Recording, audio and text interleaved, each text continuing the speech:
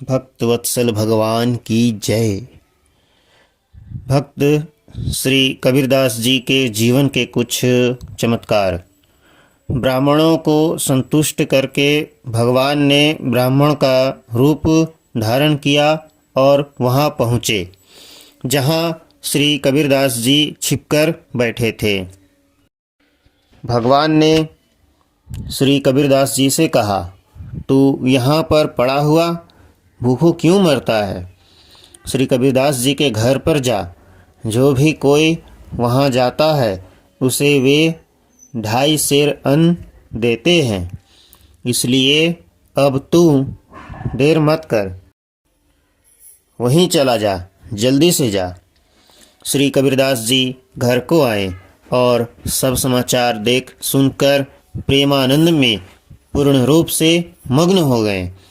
भगवान के द्वारा किए गए नए नए कौतुकों से तथा वैभव की वृद्धि से परम अकिंचन भक्त श्री कबीरदास जी का धैर्य कैसे रहे?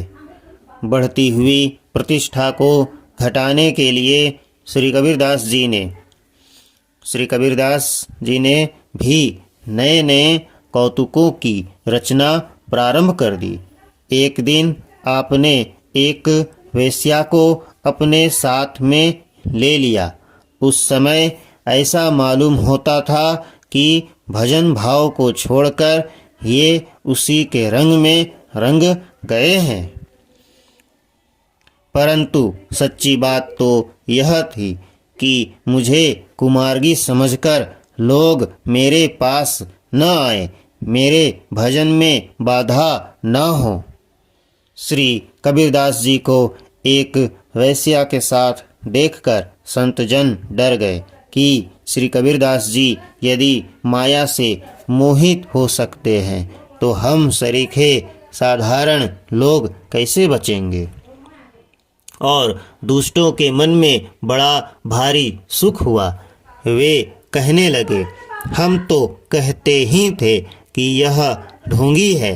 हमारी बात सच निकली।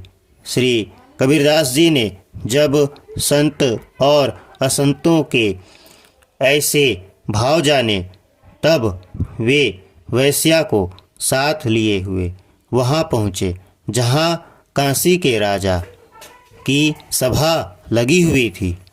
राजा ने शिष्य होते हुए भी इनका कुछ भी सम्मान नहीं किया।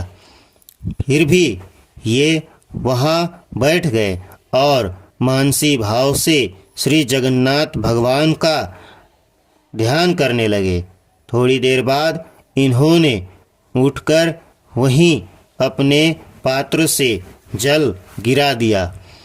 यह देखकर राजा के मन में कुछ चिंता हुई और उसने पूछा, आपने यह क्या किया? जल क्यों गिराया?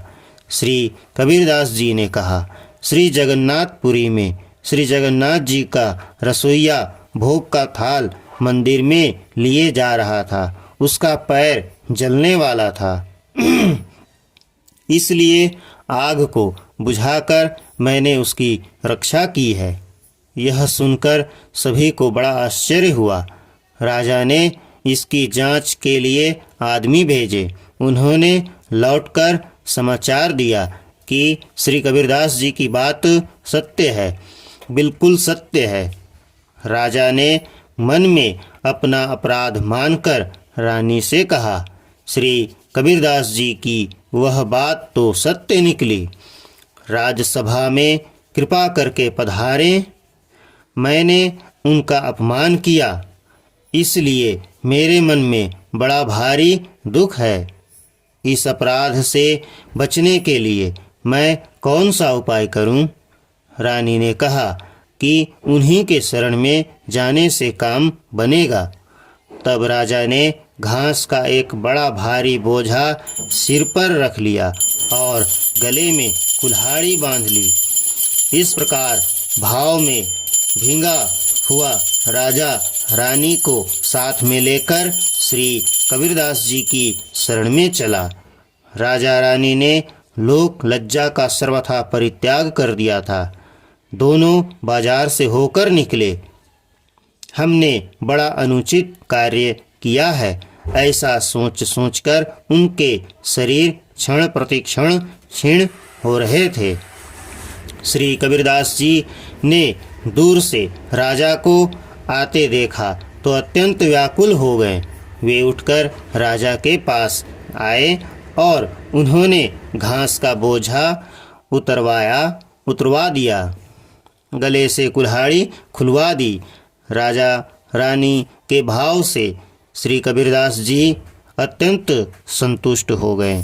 मैं तुम्हारे ऊपर रुष्ट नहीं हूँ, ऐसा कहते हुए उन्होंने उपदेश देकर उन्हें आनंदित किया। बोल भक्तवत्सल भगवान की जय।